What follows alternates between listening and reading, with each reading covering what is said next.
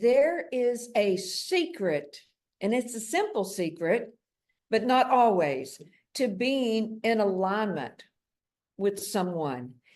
And if you remember, we talked about how to have a great relationship last week. And there's only two reasons why a relationship doesn't work. The first reason, if you recall, is you're not properly aligned with each other. And so that really sets you up to have a disastrous relationship. There won't be any harmony. And the second reason why a relationship doesn't work is basically because each person, or maybe just one person, is running the wrong process at the wrong time.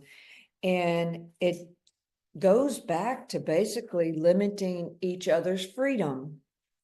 Because when a person feels like their freedom is limited, I mean, that's very constraining and restraining and puts you in a box. So there is a secret in order to be in alignment. And I said it was very simple. And I know for myself, this has not always been very simple for me. So do you want to know what it is? So what it is in order to be in alignment with someone, you have to know what you want. Now, you may think, well, that's pretty selfish. Don't you have to know what the other person wants? Well, you better need to know. You better know what you want first, and then find out what the other person wants. Then you can simply see if you're in alignment. And if you're not in alignment, then you can discuss it and figure out if this is a person you can align with. So the first thing I'd like for you to do is, here's the assignment. And you need some space and you need some time to do this. So what do you want or need out of life in regard to your relationships? And there are many relationships: business relationships, client relationships, your team relationship, your significant other relationship, your friend, your relationship with your friends and with your kids, if you've got kids. So just think about those relationships you've got and write down honestly what you need or want. Don't look at the other person at this moment. The second thing you want to do is, what do you want or need out of your career? The third one is, what do you want or need out of life in regards to the game or games that you play? Okay.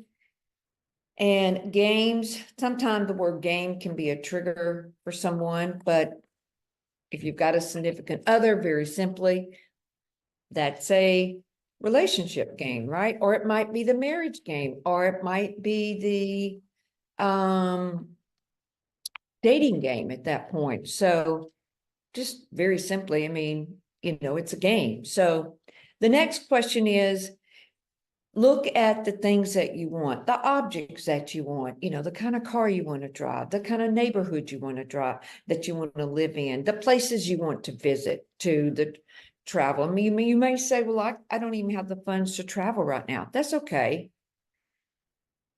You need to look at and get ideas on what are the material objects that you would love to have if money were no issue. Write those down. That's your needs and wants. And then lastly, what do you need or want out of life regards to finances? Now, before you do this, I would look up the definition of want and I would look up the definition of needs. I actually did this process last week. And I looked up the definition of want. They're similar in the definition to needs and to need, but there's a little difference. So look those definitions up.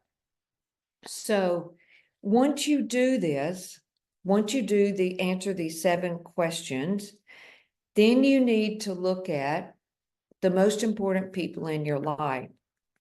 And then you can ask them these questions. Don't just assume you know what they need or want. Okay, these may be questions they've never asked themselves before. They may never have identified what they really want or need. And listen attentively, really, really be focused. Don't put your stuff over there on their answers, meaning when they're looking to share this information with you, just be very, very present, very focused, and let them look and see what is it they really need or want. And you will probably be surprised by some, if not all of their answers. And I notice that when I'm working with people, a lot of times they don't know what they need or want. And I tell you, if you don't know what you really want, in these areas that I mentioned to you, it can be very charged. And sometimes the way you find out is if you're really getting what you want or need, unfortunately, is because you're getting what you don't want. Okay. And so then, and if this is you and you see like, gosh, I don't want this. I don't want this. Well, you can write that down too. If you're struggling on getting the exactness of what you really want, look at if you've got an area where you're getting a bunch of things you don't want, write that down and then look, well, what would be the opposite of that? Inspect that. That's another little clue that will help you if you're really struggling to see exactly what you want. So let me share a story with you. So I knew someone that they were dating, and this particular person was in real estate, and this person met his significant other in the real estate office that they were working in. And his significant other was not a realtor. She did other duties in the real estate office. So when they got married, he thought that she would, just become his real estate assistant. That's what he wanted. And she did not want that. She did not want that at all.